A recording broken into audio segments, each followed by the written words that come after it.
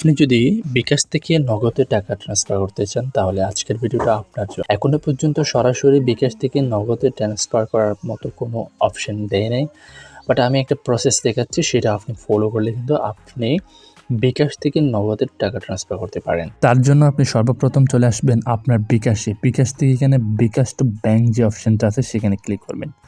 সেখানে ক্লিক করার পর এখানে ব্যাঙ্ক অ্যাকাউন্ট আর ভিসা ডেবিট কার্ড দুটো অপশন দেখতে পারবেন। আপনি চাইলে ব্যাঙ্ক অ্যাকাউন্টে বিকাশ থেকে টাকা ট্রান্সফার করতে পারেন এবং ভিসা ডেবিট কার্ডও আপনি টাকা ট্রান্সফার করতে পারেন। তো আপনার যেটা ইচ্ছা সেটা দিয়ে আপনি টাকা ট্রান্সফার করতে পারেন বিকাশ থেকে আপনার ভিসা কার্ডে বা অথবা ব্যাঙ্ক অ্যাকাউন্টে। সো আমি এখন দেখাবো কিভাবে আপনি বিকাশ থেকে ভিসা কার্ডে টাকা ট্রান্সফার করবেন, সেটা দেখাচ্ছি। সো আপনার ভিসা কার্ডের যে নাম্বারটা থাকে সেটা দিয়ে দিবেন। দিয়ে দেওয়ার পর এখানে আপনার অ্যামাউন্টটা লিখবেন, কত টাকা আপনি পাঠাতে চাচ্ছেন সেটা সিলেক্ট করবেন, কত টাকা আপনি পাঠাবেন। সো এরপরে আপনি পিন নাম্বার দিয়ে টাকাটা কনফার্ম করে পাঠিয়ে দিবেন। সো টাকা ট্রান্সফার ক্ষেত্রে অবশ্যই একটা চার্জ প্রযোজ্য হয়, সো সেটা মাথায় রাখবেন। এখন আমি কেন ভিসা কার্ডে বা ব্যাঙ্ক অ্যাকাউন্টে টাকা ট্রান্সফার করার জন্য বলতেছি সেটা দেখেন।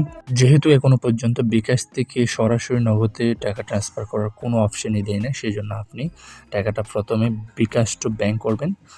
বিকাশ টু ভিসা কার্ড অথবা ব্যাঙ্ক করে আপনি টাকাটা ট্রান্সফার করবেন। তো তারপরে আপনি নগদে কীভাবে টাকাটা আনবেন সেটা হচ্ছে, আপনি আপনার নগদে যাবেন। নগদে যাওয়ার পরে যেখানে দেখতে পাচ্ছেন যে অ্যাড মানি একটা অপশন আছে, সেখানে ক্লিক করবেন। সেখানে ক্লিক করার পরে এখানে আপনি ব্যাঙ্ক অ্যাকাউন্টের মাধ্যমে চাইলে টাকা আনতে পারেন অথবা আপনি ভিসা কার্ডের মাধ্যমে টাকা আনতে পারেন। সো আমি ভিসা কার্ডের মাধ্যমে সেটাই দেখাচ্ছি। আপনাদের অনেকেরই ব্যাঙ্ক অ্যাকাউন্ট আছে, আপনারা চাইলে ভিসা কার্ড না থাকলে ব্যাঙ্ক অ্যাকাউন্টের মাধ্যমে টাকাটা আনতে পারেন। তো আমি দেখাচ্ছি কীভাবে আপনি কার্ড টু নগদ করবেন সেটা। তার জন্য আপনি কার্ড টু নগদ অপশানে ক্লিক করবেন। ক্লিক করার পর এখানে ভিসা যে ডেবিট কার্ড অপশান আছে সেখানে ক্লিক করবেন। ক্লিক করার পর আপনার কার্ডের ইনফরমেশনটা দিবেন। সো তার আগে আপনাকে হয়তো বা আপনার নগদ নাম্বারটা কনফার্ম করতে হবে, কোন নগদে আপনি টাকা আনতে চান সেটা লিখবেন, পরিমাণটা লিখবেন, কত টাকা আনবেন।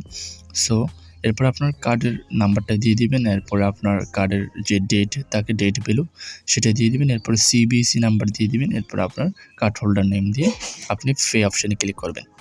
পে অপশানে ক্লিক করার পর আপনার টাকাটা কিন্তু নগদে অ্যাড হয়ে যাবে। সো এভাবে কিন্তু আপনি বিকাশ থেকে ব্যাংকে টাকা ট্রান্সফার করে আবার নগদে অ্যাড মানি করতে পারেন।